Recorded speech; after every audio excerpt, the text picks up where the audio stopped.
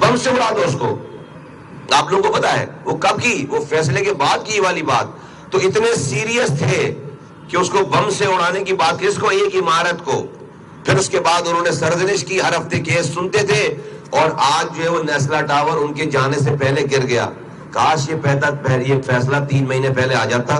جج صاحب کو اپنے جانے کی ڈیٹ تو پتا تھی, وہ ریویو پٹیشن لگواتے, اس کو جو ہے وہ ریجیکٹ ہوتی ہے وہ ریویو پٹیشن. اس کے بعد وہ خود ہر ہفتے عدالت لگاتے اور کہتے بھائی صوبائی اسمبلی والوں, سندھ حکومت والوں, بتاؤ تم نے نئی قانون سازی کی یا نہیں کی؟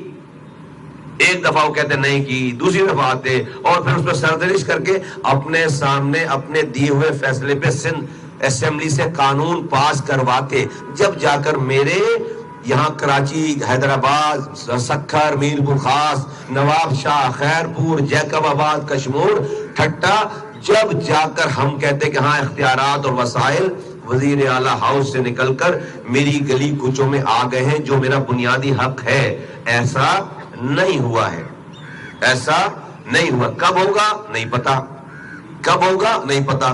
ہم بھی بڑی آسانی سے یہاں سے شادیانے بجاتے ہوئے, مٹھائی کے ٹوکرے بانٹتے ہوئے, بلکہ فیصلہ تو جو فیصلہ آیا ہے وہ پریئر کرنے والوں نے, وہ فریاد کرنے والوں نے تو مانگا ہی نہیں اس فیصلے میں. یہ والی بات, فیصلہ تو وہ آیا ہے جو پاک سرزمین پارٹی کا جو ڈاکومنٹ ہے, جو کہ اس فیصلے کے آنے سے بہت پہلے ہم نے لوگوں کو, آپ کے ذریعے لوگوں کو دے دیا, پیپلز پارٹی کو دے دیا. فیصلہ تو اس پہ آیا ہے.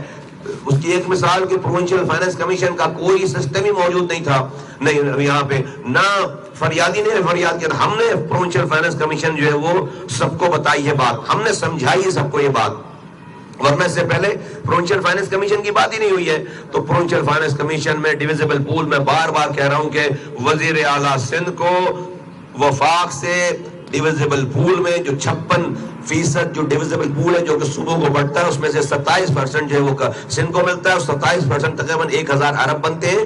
200 ارب روپے سندھ حکومت خود کماتی ہے, اس میں سے 200 ارب روپے میں سے 99% پیسہ جو ہے وہ کراچی کما کر دیتا ہے. 1200 ارب روپے یہ ہو گئے کیش. یہ کیش ایک انسان کے پاس آ رہا ہے اور وہ ہے وزیر اعلیٰ سندھ.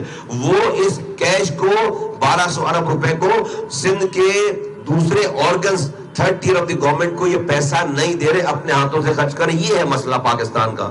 یہ نہ کہ صوبہ سندھ کا مسئلہ ہے بلکہ پورے پاکستان کا مسئلہ ہے. لیکن ابھی ہم چونکہ سندھ میں ہیں تو یہ پیسہ, اس کا نظام بننا ہے, کوئی اس کا نظام بننا ہے, جس کی وجہ سے ہم یہاں پر کھڑے ہیں. ہم نے فریاد کر لی, باتیں کر لی, نہیں کر رہے تھے ہم یہاں, اب ہم سے بات کر رہے ہیں. اب اس نظام کو کچھ سن بھی رہے ہیں, ایگری کر رہے ہیں. پرسنٹیج پہ ہم نے جو پرسنٹیج کہا ہے اس پرسنٹیج پہ کوئی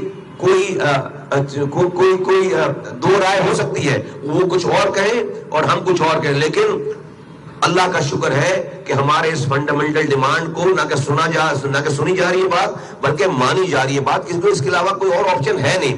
اور میں بار بار یہ کہہ رہا ہوں کہ اگر صوبائی حکومتوں نے جو 2010 میں 18ویں ترمیم ہوئی ہے اور اس 18ویں ترمیم کے نیچے اختیارات اور وسائل جو نیچے آئے ہیں, اگر انہوں نے ان اختیارات وسائل کو اپنے پاس روکنے کے بجائے, اگر انہوں نے ڈسٹرکٹ کو اس کا اسٹیک ہولڈر نہیں بنایا, اگر انہوں نے ڈسٹرکٹ کو پاس آن نہیں کیا, جو کہ 10 سالوں سے نہیں کر رہے, اور اگر اب بھی یہ روش اختیار کی, تو میں آپ کو بتانا چاہتا ہوں کہ مجھے نہیں لگتا پھر 18ویں ترمیم کے ثمرات یہ بھی پھل حاصل کر سکیں گے. چیئرمین مصطفیٰ کمال میڈیا سے گفتگو کر رہے ہیں.